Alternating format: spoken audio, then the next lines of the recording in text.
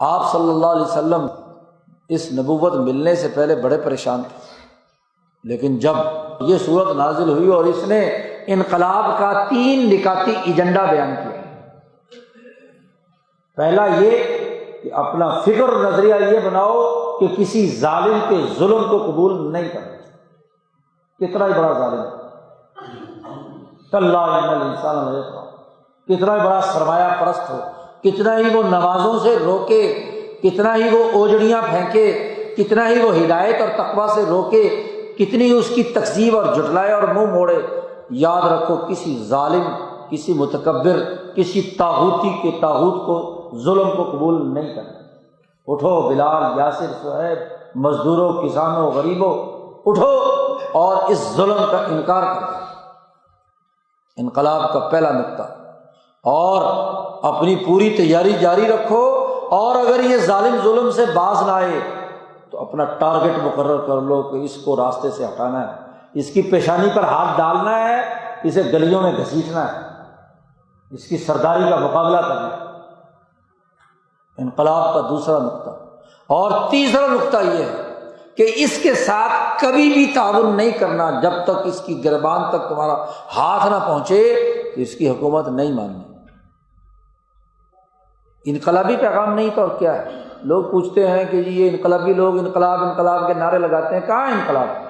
یہ قرآن میں انقلاب نہیں تو کیا؟ پہلے ہی صورت میں بلال کے اندر انقلاب پیدا نہیں ہوا، کل تک وہ اپنے آقا امیہ ابن خلف کے سامنے آنکھ اٹھا کر بھی نہیں دیکھ سکتا تھا، اور جب مسلمان ہوئے تو ابو امیہ کیا، امیہ کا باپ ابو جہل بھی سردار تھا نا، سردار باپ ہی ہوتا ہے، تو سردار ابو جہل بھی مارتا ہے، پیٹتا ہے، اس کو رائے ختم کرنا چاہتا ہے، لیکن وہ کہتا ہے تمہاری بات نہیں مانی جا سکتی، میری رائے آزاد، تپتے ریت پر ڈالو، کھال ادھیڑ دو، نظریہ میں نے یہ قائم کر لیا، میں تمہاری اطاعت نہیں کروں گا، قرآن نے کہا لا تطیعوا۔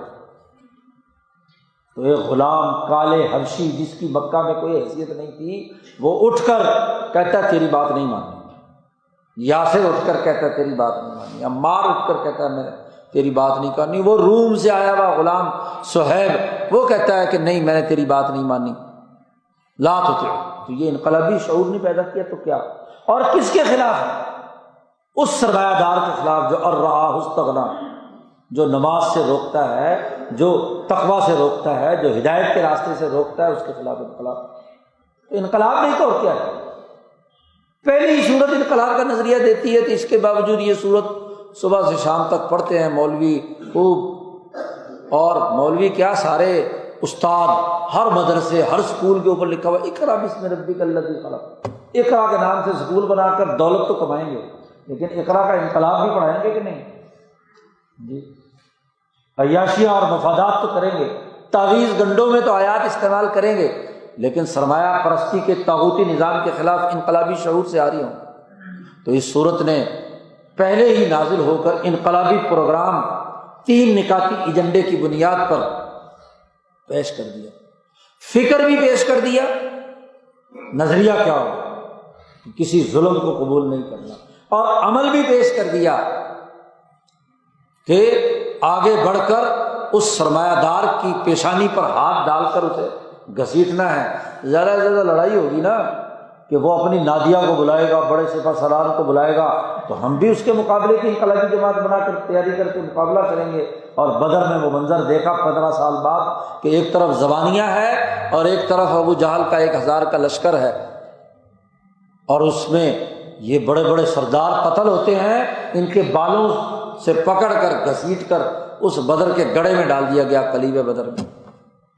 تو انقلاب نہیں تو اور کیا ہے؟ 15 سالہ پورا منصوبہ اس پہلی ہی صورت کے اندر بیان کر دیا۔ نبی اکرم صلی اللہ علیہ وسلم نے اس کے مطابق حکمت عملی تیار کی۔